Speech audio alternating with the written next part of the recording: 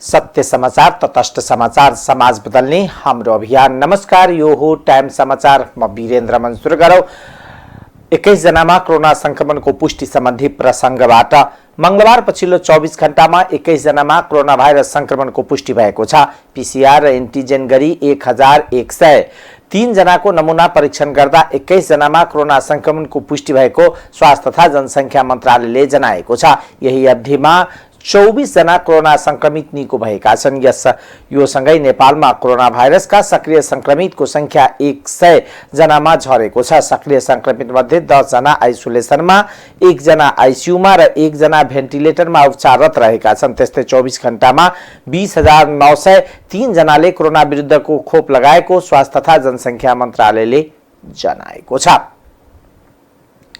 जनकपुर धाम उपमहानगरपालिकाले अनुमति बिना बिजुली पोल र विभिन्न स्थानमा लगाइएको प्रचार सामग्री हटाउन सुरु गरेको छ।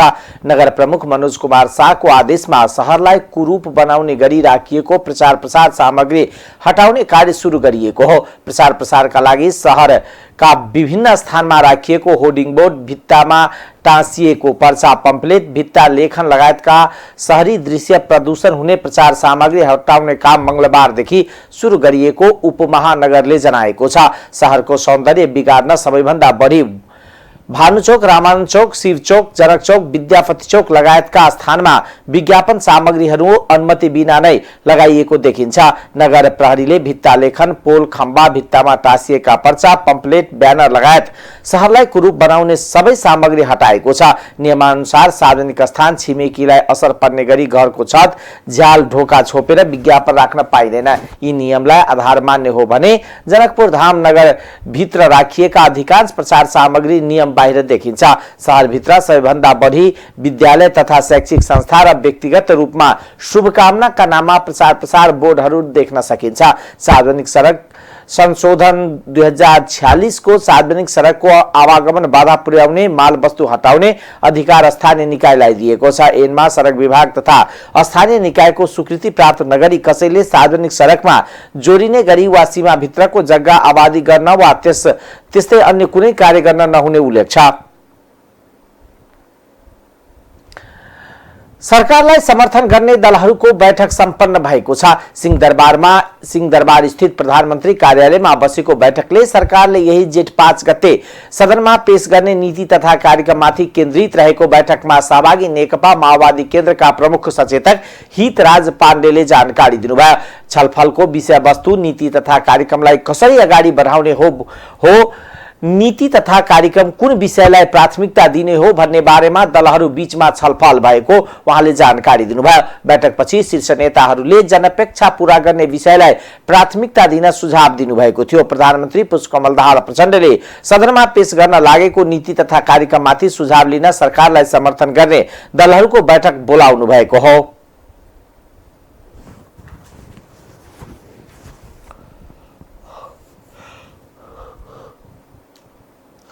गठबन्धनका दलका नेताहरू सबैबाट सम्माननीय प्रधानमन्त्रीज्यूले, माननीय अर्थमन्त्रीज्यूले सबैलाई बोलाएर एकपल्ट के विषयवस्तुहरूमा अब हामी अगाडि बढ्ने भनेर सुझाव लिनलाई बोलाउनु भएको रहेछ। हामी सबैले अब कसरी अगाडि बढ्नुपर्छ भन्ने बारेमा कुरा राख्यौँ। संसदबाट पनि हामीले सिद्धान्त र प्राथमिकताका बेलामा आफ्ना सुझावहरू मान्यहरूको तर्फबाट दिएका थियौँ। अब पार्टीका नेताहरूका तर्फबाट पनि केही विषयवस्तुहरू भए त्यहाँ समावेश गर्नुपर्ने विषयवस्तु भए दिने भन्ने कुराकानी भएको छ। कतिपयले मौखिक रूपमा पनि आज विषय राख्नुभयो। अझ समयको अलि चाप छ, त्यो बाँकी रह्यो भनेदेखि अझै पनि लेखेर दिनुहोला भनेर भनिसकेपछि आजको यो सकिएको छ। अब यस्तो छ, खासमा कस्तो सोचका साथ अगाडि बढ्या छ भन्ने कुराको ब्रिफिङ भयो। त्यसो भइसकेपछि त्यहाँ के कुराहरूलाई जोड दिने भन्ने बारेमा अहिलेको समग्र आर्थिक अवस्थालाई अगाडि बढाउनको लागि प्राथमिकता क्रम तोक्दाखेरि कृषिलाई, पर्यटनलाई अलि जोड दिएर रोजगारी सिर्जना गर्ने र अलि नयाँ तरिकाले हामी देशको समग्र स्थिति र खास गरेर हाम्रो प्रतिभा पलायन र जसरी हाम्रो युवा शक्ति चाहिँ बाहिर गइरहेको छ, शिक्षामा हामीले यहाँको शिक्षालाई कसरी चाहिँ व्यवस्थित गर्न सक्छौँ भन्ने अर्थमा सुझावहरू दिने काम भएको छ।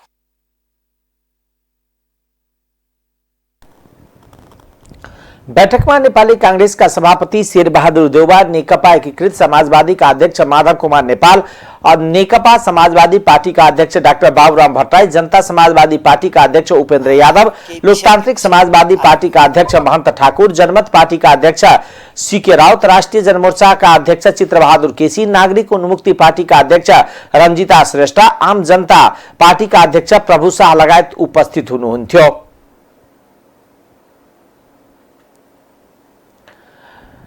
उपप्रधान तथा गृहमन्त्री नारायण काजी श्रेष्ठले नक्कली भुटानी शरणार्थी प्रकरणको विषयमा सरकार जुनसुकै दबाव भए पनि पछि नहट्ने दृढता व्यक्त गर्नुभएको छ। राज्य व्यवस्था तथा सुशासन समितिको बैठकमा गृहमन्त्री श्रेष्ठले शरणार्थी प्रकरणमा नेपाल प्रहरीलाई कसैको पनि दबावमा नपरिकन काम गर्न निर्देशन दिएको जानकारी दिँदै निष्पक्ष रूपमा काम भइरहेको जिकिर गर्नुभयो। बैठकमा नेपाली कांग्रेसका महामन्त्री समेत रहेका समिति सदस्य विश्वप्रकाश शर्माले नक्कली भुटानी शरणार्थी प्रकरण बारे सरकारको जवाब माग गर्नुभयो। उहाँले नक्कली भुटानी शरणार्थी प्रकरणमा सरकारले अनुसन्धानको प्रक्रिया कहिलेसम्म पुर्याएको हो भन्ने जवाब दिनुपर्ने बताउनुभयो। राष्ट्रिय स्वतन्त्र पार्टीका सांसद रवि लामिछानेले संसदीय समितिलाई कर्मकाण्डी बनाई नहुने बताउनुभयो। समितिले निष्कर्ष निकालेको विषयलाई तोडमरोड गर्न नहुने उहाँको जिकिर छ। नेकपा एकीकृत समाजवादीका सांसद राजेन्द्र प्रसाद पाण्डेले राजधानी विभाग, यातायात कार्यालय लगायत ड्राइभिङ लाइसेन्स लिने ठाउँ, मालपोत कार्यालयलाई व्यवस्थित बनाउन माग गर्नुभयो। प्रक्रियालाई अगाडि बढाएर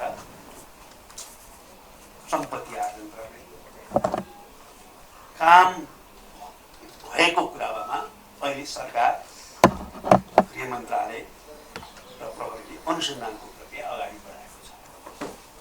त्यही कारण यो मूल स्पिरिटलाई केन्द्रबिन्दुमा राखेर यो प्रक्रिया अगाडि बढेको, यो अहिले देखा परेको कदम हो। तर के कुरा म दृढ र स्पष्टता भन्न चाहन्छु भने अगाडि आयो, त्यसकारणले त्यसमा मात्रै केन्द्रित हुने पक्षमा सरकार छैन। हामीले समृद्धिको यात्राको प्रमुख बाधक जो ठानेका छौँ भ्रष्टाचार र कुशासनलाई, त्यसलाई समाधान गर्न हामीले अरू पनि यस प्रकारका जति समस्याहरू छन् त्यसलाई समाधान गर्न, जति घटनाहरू देखा पर्छन् त्यसलाई समाधान गर्न। त्यसकारणले अनुसन्धानभित्र रहेको तथ्यहरूको बारेमा मैले कानुनको हिसाबले पनि नैतिक हिसाबले पनि यहाँ बोल्न पनि मिल्दैन। कसैको सार्वजनिक छविमाथि अनावश्यक आशंकाकै कारणले मात्र वा हाम्रो असावधानीको कारणले क्षति पुग्न नपाओस् भनेर सचेत रहने, अनुसन्धानमा विभिन्न व्यक्तिहरूलाई चाहिँ नियन्त्रणमा लिने र त्यस अनुसार अनुसन्धानको प्रक्रियालाई पूर्णता दिने र अनुसन्धान समर्थन गरेको छ। त्यसप्रति म आभार व्यक्त गर्न चाहन्छु, धन्यवाद व्यक्त गर्न चाहन्छु र सरकारको तर्फबाट कुनै पनि कोणबाट बायसनेस लिने छैन र सरकार कुनै दबावको अगाडि झुक्ने छैन, खुट्टा कमाइँदैन, कुनै दबावको अगाडि झुक्ने छैन। दृढतापूर्वक जहाँसम्म अनुसन्धानले लैजा भन्छ जान्छ त्यहाँसम्म पुग्छ सरकार र दोषीहरूलाई कारबाही गर्न दृढ छ। यति कुरा म राख्छु। दोषीहरू कोही नछुटुन् र निर्दोषहरू कोही नफसुन् भनेर भनेका छौँ। तर माननीय अर्थमन्त्रीज्यूको, माननीय गृहमन्त्रीज्यूको यसबीचमा औपचारिक मञ्चबाट, संसदबाट या यस्तो समितिबाट भइरहेका प्रगतिहरूको बारेमा हामीले सुसूचित हुन अवसर पाएका छैनौँ, देशले अवसर पाएको छैन। अनि विभिन्न मञ्चबाट उहाँले धारणा राखिरहनु भएको छ र अहिले सरकारले जुन रूपमा चाहिँ कुनै पनि मलाइजा नराखिकन गहन अनुसन्धानमा केन्द्रित भएको छ, यसको लागि सरकारले प्रशंसा पनि प्राप्त गरिरहेकै छ। हामी सबैको साथ यसमा छँदैछ। त यो बेलामा आजको बैठकमा चाहिँ भइरहेको अनुसन्धानको प्रगति विवरण भुटानी शरणार्थीको सन्दर्भमा के छ, कस्तो प्रकारको वस्तुस्थितिहरू देखिएको छ, राज्य व्यवस्था समितिसँग माननीय गृहमन्त्रीज्यूको र नेपाल सरकारको अपेक्षा के छ, हामीले गर्न सक्ने साथ र सहयोगको विवरण के छ, यो विषयलाई गहन अनुसन्धान बनाएर कोही पनि निर्दोषले दोषी फरार हुन नपर्ने, फस्नु नपर्ने र कोही पनि दोषीले उम्किन नपाउने अवस्था बनाउनका लागि सरकारले कुन रूपमा गतिविधि गरिरहेको छ। नक्कली भुटानी शरणार्थीको सन्दर्भमा सक्कली छानबिनको वस्तुस्थिति वास्तवमा के छ भन्ने कुराको सन्दर्भमा यो समितिले पहिलो बैठककै दिन पनि सुसूचित हुनुपर्दछ भन्ने मलाई लाग्छ। नेपाली कांग्रेसका महामन्त्री समेत रहेका सांसद गगन कुमार थापाले समिति सञ्चालनका लागि आचार संहिता बनाउन सुझाव दिनुभयो। नेकपा एमालेका सांसद रघुजी पन्तले समितिको कामलाई योजनाबद्ध ढंगले गर्न जरुरी रहेको बताउनुभयो। नेकपा माओवादी केन्द्रका सांसद हितराज पाण्डेले समितिलाई सुरुवातदेखि नै व्यवस्थित बनाउन आवश्यक रहेको बताउनुभयो। नेपाली कांग्रेसका प्रवक्ता डाक्टर प्रकाश शरण महतले नक्कली भुटानी शरणार्थी प्रकरणमा मिडिया र सामाजिक सञ्जाल ट्रायल भइरहेको टिप्पणी गर्नुभएको छ।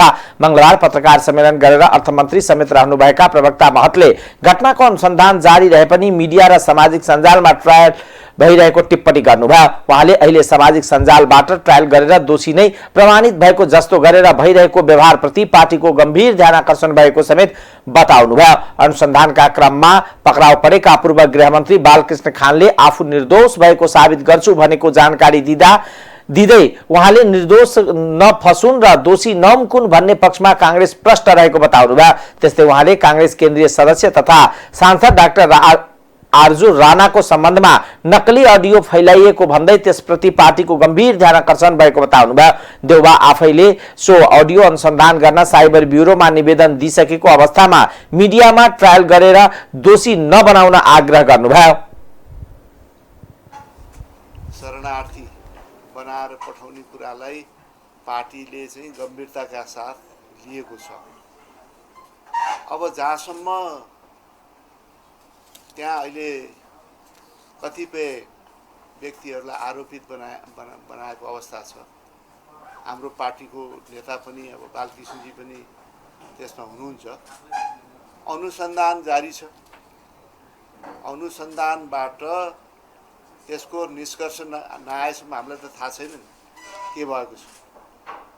त्यसको अनुसन्धान एउटा परिपक्व होस्, त्यसको चाहिँ एउटा निष्कर्ष आओस्। उहाँले म निर्दोष छु, निर्दोष साबित गर्छु भनेर भनिरहनु भएको छ। त्यस हुनाले हाम्रो दृष्टिकोण यसमा के हो भने यो अनुसन्धान प्रक्रिया अगाडि बढोस्, यसमा पार्टीको पुरा सहयोग हुन्छ। निष्पक्ष हुनु पर्यो यो अनुसन्धान, स्वतन्त्र हुनु पर्यो।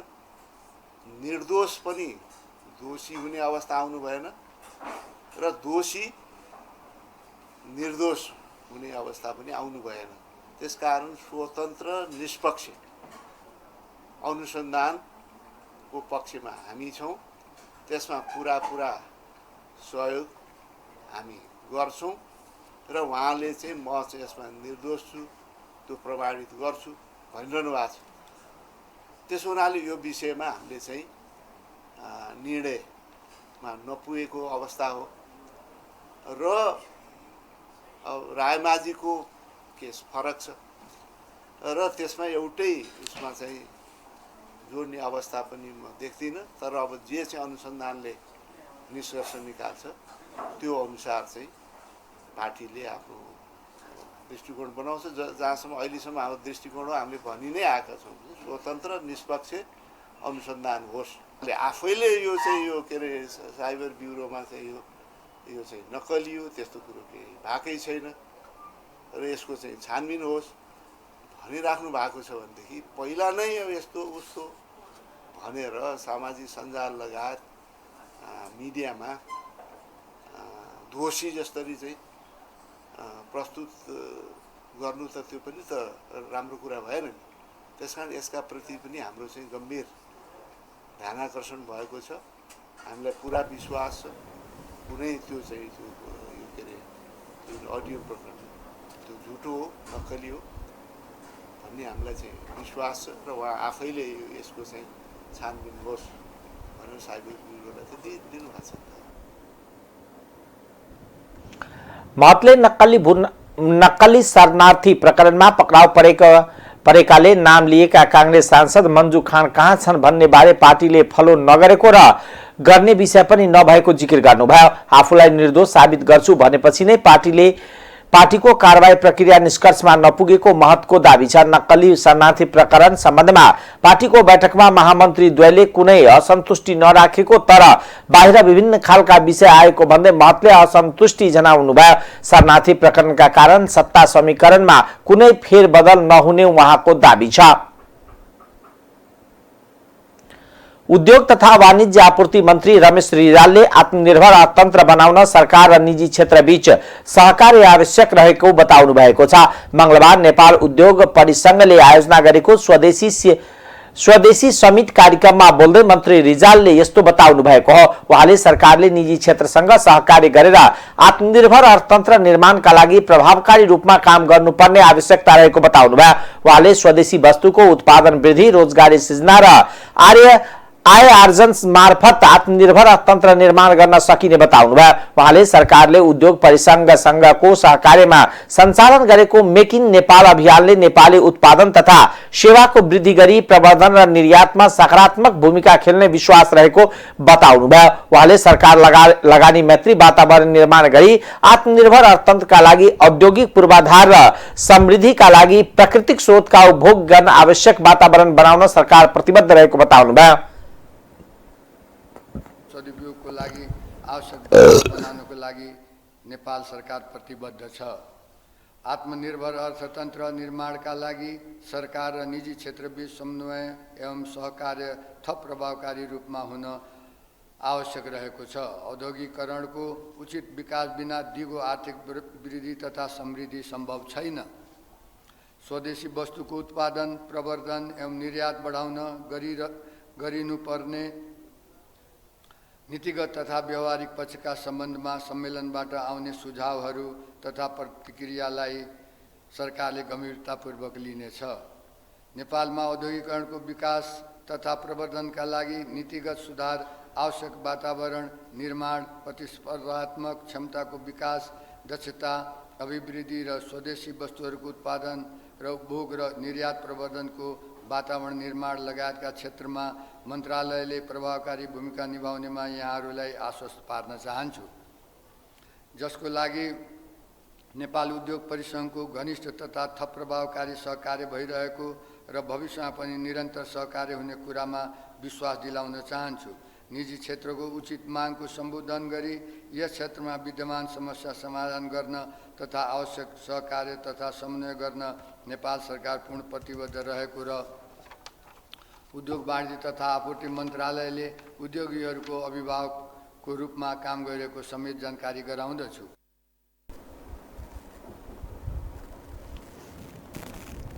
उहाँले औद्योगिकरणको उचित विकास बिना दिगो आर्थिक वृद्धि तथा समृद्धि सम्भव नभएको बताउनु भयो। उहाँले स्वदेशी वस्तु उत्पादन र प्रवर्धन, निर्यात बढाउन गर्नुपर्ने नीति तथा व्यावहारिक पक्षका विषयमा मन्त्रालय तयार रहेको पनि बताउनु भयो। गाउँ-गाउँमा पसलहरुमा गएर सोध्थे क्या, जस्तो औषधि बेच्ने पसल होला, चाउचाउ र साबुन बेच्ने किराना पसल होला, पोहोरको तुलनामा अहिले व्यवसाय कस्तो छ दिदी, आमा, बुवा भनेर सोद्धाखेरि चाहिँ पहिला 40,000 हुन्थ्यो यही महिना, गत वर्ष यसपालि 7,000 पनि हुँदैन भनेर त्यो मन्दीको छनक त्यो तृणमूल तहमा पनि हैन, I felt it when I was a candidate. हैन, हुन नसकेका सुझावहरू जुन बजेटमै फुकिसकेका त्यो त आर्थिक ऐन नै हो नि, गर्नुपर्छ, त्यसमा बहस गरौँ। लागि के कस्तो बेसिक इन्फ्रास्ट्रक्चरहरूको सुविधा त छँदैछ। यस्ता इन्सेन्टिभहरू दिएका कारणले महिन्द्रा वर्ल्ड सिटी भारतमा औद्योगिक विस्तार गर्न खोजिरहेका लगानीकर्ताका लागि आकर्षक गन्तव्य बनेका छन्। महिन्द्रा वर्ल्ड सिटी जस्ता भारतमा थुप्रै औद्योगिक क्षेत्रहरूको स्थापना भइसकेको छ। नेपालमा पनि उद्योगहरूलाई सरकारले यस्तै सहुलियत दिने गरी पीपीपी मोडलमा इन्डस्ट्रियल पार्कहरू बनाएर लगानी आकर्षित र औद्योगिकरणलाई प्रोत्साहित गर्न आवश्यक छ। वर्षौं अघि घोषणा गरेर समेत आजको दिनसम्म विकास हुन नसकेका 6वटा औद्योगिक क्षेत्र निजी क्षेत्रको संलग्नतामा विकास र सञ्चालन गर्न सकिन्छ। सीएनआईले पनि शक्तिखोर या मयूरधापमा पीपीपी मोडलमा नेपालकै नमुना इन्डस्ट्रियल पार्क बनाउने सोचका साथ सरकारमा आशय पत्र बुझाएको छ। माननीय उद्योग मन्त्रीज्यू मार्फत सरकारलाई आग्रह गर्न चाहन्छौँ कि सीएनआईले यसमा तत्काल अघि बढ्न सहजीकरण प्रदान होस्। यस्ता नीतिगत कदमले राजस्वको स्रोत बलियो र दिगो बनाउने आधार पनि स्थापित गर्नेछ। भारतमा मेक इन इन्डिया अभियान अन्तर्गत उच्च सम्भावना भएका 25वटा उद्योगहरू पहिचान गरेर नीतिगत प्राथमिकतामा राखेको छ, जसका उत्पादनहरूको ठूलो परिमाणमा खपत नेपालले समेत गरिरहेको छ। सीएनआईले पनि नेपालको संघीय संसद प्रतिनिधि सभा अन्तर्गतको अर्थ समितिले अर्थमन्त्री समक्ष अर्थतन्त्र सुधारका लागि आवश्यक जानकारी दिने निर्णय गरेको छ।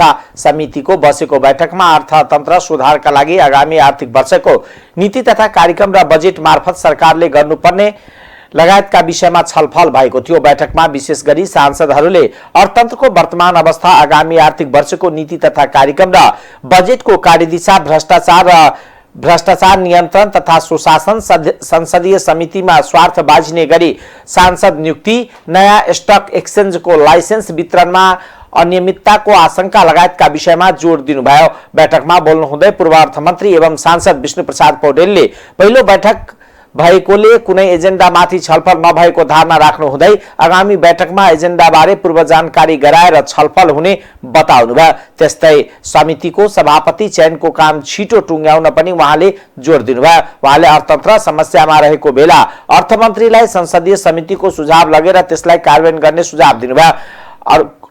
पूर्व अर्थमन्त्री एवं सांसद ज्ञानेन्द्र बहादुर कार्कीले विगतदेखि नीति र अभ्यासका कारण अर्थतन्त्रमा समस्या देखिएको भन्दै अब अल्पकालीन, दीर्घकालीन र मध्यमकालीन नीति बनाएर सुधार गर्नुपर्ने बताउनुभयो। अर्थ समितिको पहिलो बैठकले चाहिँ अर्थमन्त्रीलाई चाहिँ उपस्थित गराउने र अर्थतन्त्रका जुन तपाईँको अहिले इन्डेक्सहरू छन् ती इन्डेक्समा छलफल गराउने र अर्थ समितिको अन्तर्गत रहेका सरकारवाला निकायसँग छलफल गरी बजेट निर्माणमा सहयोग गर्ने भन्ने विषयमा आज टुङ्गिएको छ। र नेपालको जुन स्टक एक्सचेन्ज छ, जुन प्राइभेट सेक्टरमा अहिले लाइसेन्स बाँड्ने भन्ने जुन पछिल्लो प्रक्रिया आएको छ, यो प्रक्रियामा पनि सरकारले स्पष्ट कारणसहित समितिलाई चाहिँ जानकारी गराउनुपर्छ भन्ने विषयवस्तु उठेको छ। र साथसाथै हामीले अब अर्थ समिति चाहिँ डिजिटल प्लेटफर्ममा चाहिँ प्रयोग गर्न चाहिरहेका छौँ। जस्तो भाइबर ग्रुपहरू, त्यसै गरी वाट्सएप ग्रुपहरू, अर्थात् तपाईँको अहिलेका अभिलेखीकरणहरू चाहिँ डिजिटल प्लेटफर्ममा अगाडि बढाउने भन्ने छ। केही नीतिगत फिडब्याकहरू जरुर दिन सक्छौँ जस्तो मलाई लाग्छ। समितिले डेटामा, रेभिन्यूमा हामी प्रवेश गर्ने कुरा भएन, कुन आयोजनामा कति बजेट नोट गर्ने त्यस विषयमा हामी प्रवेश गर्ने कुरा भएन। तर हामीले चाहिँ पोलिसी म्याटरमा हामीले चाहिँ मन्त्रालयलाई फिडब्याक दिन सक्छौँ। यदि हाम्रा फिडब्याकहरू उपयोगी हुन्छन् भन्ने लाग्यो भनेदेखि सुझाव चाहिँ दिने, तर धेरै चाहिँ फाइलमा सजाएर नराजसभामा गर्ने ढङ्गले त गीत जानेर हाम्रा सुझावहरू उपयोगी हुन्छन् भन्ने चाहिँ त्यो चाहिँ हिन्ट्स हामीले पायौँ भनेदेखि त्यस हिसाबले पनि हामीहरू छलफलमा जान सक्छौँ। र मेरो लास्ट के आग्रह छ भनेदेखि हामी अर्को बैठकको भनौँ न बैठक आयोजना गर्दाखेरि एजेन्डा खास गरी त्योभन्दा अगाडि नै रेफरेन्स डकुमेन्टहरू र एजेन्डा सहित बैठकमा बस्ने र पहिलो यसपछिको बैठकमा अर्थमन्त्रीलाई उपस्थित हुने। मलाई थाहा छ कि बजेटको पूर्व सन्ध्यामा अर्थमन्त्रीलाई समितिको बैठकमा धेरै इङ्गेज गर्न त्यति सजिलो हुँदैन, गरिदिनु पनि हुँदैन, पटना हामीले बुझिदिनु पनि पर्छ। तर छोटै समयमा उपस्थित भइदिनुहोस्। सांसद पद्म गिरीले नयाँ स्टक एक्सचेन्ज र धितोपत्र दलाल अनुमति स्टक ब्रोकरको लाइसेन्सबारे समितिबाट विगतमा भएका अध्ययन र त्यसको कार्यान्वयनको अवस्थाबारे सोधखोज गर्नुपर्नेमा जोड दिनुभयो। समितिले सरकारी स्वामित्वको स्टक एक्सचेन्जमा राजनीतिक साझेदार भित्राउन सकिने सुझाव दिएकोमा त्यसलाई लत्याएर नयाँ लाइसेन्स दिने लागि उहाँको भनाइ छ। अहिले नयाँ स्टक र धितोपत्र दलालको लाइसेन्स दिँदा आर्थिक चलखेलको आशंका भएकोले त्यसबारे समितिले तत्काल अध्ययन थाल्नुपर्ने उहाँको भनाइ छ। टिकापुर घटनामा सर्वोच्च अदालतले जिल्ला अदालत कैलाली र उच्च अदालत दिपायलको फैसलालाई सदर गरेको छ। जिल्ला अदालतले रेशम चौधरीलाई टिकापुर घटनामा दोषी ठहर गर्दै जन्मकैद सजाय सुनाएको थियो। यससँगै रेशम चौधरी नछुट्ने पक्का भएको छ। न्यायाधीश द्वय आनन्द मोहन भट्टराई र नकुल सुवेदीको संयुक्त इजलासले मंगलबार टिकापुर घटनामा रेशम चौधरी लगायतलाई जन्मकैद फैसला सदर गरेको हो। विरुद्ध नेपाल सरकार भएको मुद्दामा फैसला प्राप्त भएको छ मुद्दाको फैसलाको पूर्ण पाठ प्राप्त पछि हुने भएको हुनाले आज संक्षिप्त आदेश आएको छ। दुईजना प्रतिवादीहरू जो सीताराम चौधरी र गङ्गाराम चौधरी उहाँहरूले आरोपित कसुरबाट सफाई पाउने ठहरेको छ भने अर्का प्रतिवादी लक्ष्मण थारू चौधरीको हकमा पहिलाको उच्च अदालत दिपायलको आदेशअनुसार चाहिँ लागेको कैदमा केही कम अर्थात् सुरु जिल्ला अदालतले गरेको 3 वर्षको सजाय नै ठहर हुने गरेर फैसला भएको छ भने अन्य प्रतिवादीहरूले अभियोग माग्दाबाट सफाई पाऊँ भनेर चाहिँ कुनै जिकिर लिनुभएको थियो, उहाँहरूको जिकिर पुग्न नसक्ने भनेको स्थिति चाहिँ छ र यो त्यसैको लागि आज संक्षिप्त आदेश आइसकेको र तत्काल यो आज थुनामुक्त भएका सीताराम चौधरी र गङ्गाराम चौधरीको हकमा आजै सम्बन्धित कारागारमा लेखेर पठाइदिनु भन्ने यस्तो आदेश भएको छ। जिल्ला अदालत कैलालीले 2075 फागुन 12 गते टीकापुर घटनामा रेशम चौधरी सहित 11 जनालाई जन्मकैद सजाय सुनाएको थियो। विक्रम सम्वत 2077 पुस 3 गते उच्च अदालत दिपायलले जिल्ला अदालतको फैसलालाई सदर गरेको थियो। भारतबाट पेट्रोलियम पदार्थको मूल्य घटेर आएको छ। नेपाल आयल निगमका प्रवक्ता मनोज कुमार ठाकुरले भारतीय आयल निगमबाट पेट्रोल प्रति लिटर 9 रुपियाँ र डिजल 8 रुपियाँले घटेर आएको जानकारी दिनुभयो। हाल पेट्रोल प्रति लिटर 175 र डिजल प्रति लिटर 165 रुपियाँमा बिक्री भइरहेको छ। नयाँ मूल्य सूची अनुसार नेपालमा पेट्रोल र डिजलको बिक्री मूल्य कसरी निर्धारण गर्ने भन्ने विषयमा निर्णय गर्न बाँकी रहेको ठाकुरले बताउनुभयो। भारतीय आयल निगमले हरेक 15-15 दिनमा नयाँ मूल्य सूची पठाउने गरेको छ। अब आर्थिक समाचार।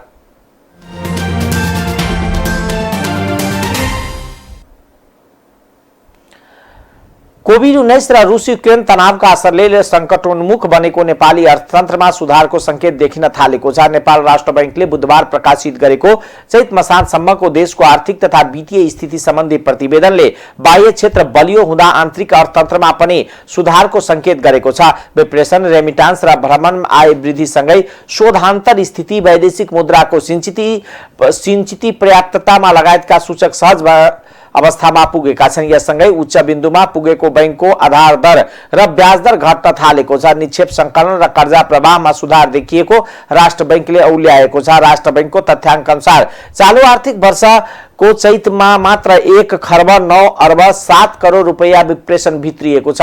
विदेशमा रहेका नेपालीले एक महिनामा पठाएको यो हालसम्मकै बढी रकम हो। चालू आर्थिक वर्षको चैतसम्ममा विप्रेषण प्रवाह वृद्धि भई 9 खर्ब 3 अर्ब 39 करोड रुपैयाँ पुगेको छ।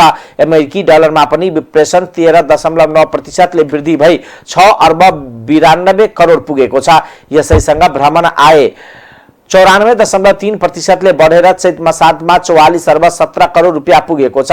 सेवा आयको घाटा घटेर 56 अर्ब 26 करोड रुपैयाँ कायम भएको छ। देशको शोधान्तर स्थिति र वैदेशिक मुद्रा सिंचितमा थप सुधार देखिएको छ। 2079 असारमा 12 खर्ब 15 अर्ब 80 करोड बराबर रहेको कुल विदेशी मुद्रा सिंचित बढेर चैतमा 14 खर्ब 33 अर्ब 73 करोड रुपैयाँ बराबर पुगेको छ। अमेरिकी डलरमा सिंचित 2079 असारको 9 अर्ब 54 करोडबाट वृद्धि भई चैतमा 10 अर्ब 94 करोड पुगेको छ। विदेशी मुद्रा सिंचित बढेपछि विदेशबाट वस्तु तथा सेवाको आयात धान्न क्षमता पनि बढेको छ। चालू आर्थिक वर्ष 79-80 को 9 महिनामा आयातलाई आधार मान्दा बैंकिङ क्षेत्रसँग रहेको विदेशी मुद्रा सिंचितले 11 महिनाको वस्तु र 9.4 महिनाको वस्तु तथा सेवा आयात धान्न राष्ट्र बैंकको प्रतिवेदनमा उल्लेख छ। अब अन्तर्राष्ट्रिय समाचार।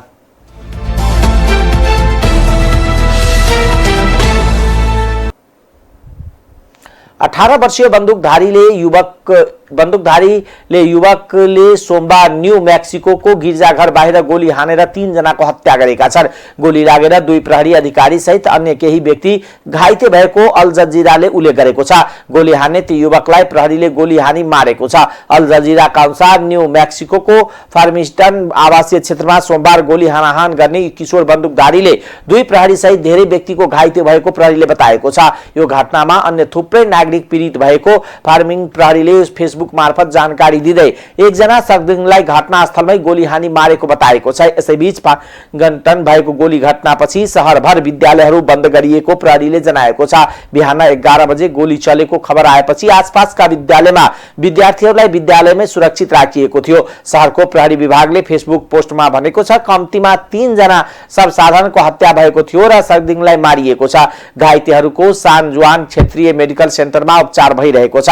प्रहरीले मारिएका र घाइते भएकाहरूको नाम सार्वजनिक गरेको छैन। घटना बारे विस्तृत विवरण पनि सार्वजनिक गरिएको छैन। गम्भीर अनुसन्धान भइरहेको मात्र उल्लेख गरिएको छ। न्युजिल्यान्डको राजधानी वेलिङ्गटनमा को एक छात्रावासमा आगलागी भएको छ। आगलागीमा परेर कम्तीमा 6 जनाको ज्यान गएको छ। 30 जनाको अवस्था थाहा हुन सकेको छैन। उनीहरूको खोजी भइरहेको छ। 4 तले आवासीय भवनमा गैराती आगलागी भएको र भवनमा 92 जनासम्म बस्न मिल्ने कोठा रहेको बीबीसीले जनाएको छ। तर आगलागी हुँदा भवनमा कति जना थिए भन्ने खुल्न सकेको छैन। आगलागी नियन्त्रणका लागि 20 वटा भन्दा धेरै दमकल प्रयोग गरिएको थियो। आगो निभाएको छ। आगलागीको कारण खुल्न सकेको छैन, तर कसैले जानाजानी आगो लगाएको हुन सक्ने अनुमान गरिएको खबरमा उल्लेख छ। अब खेलकुद समाचार।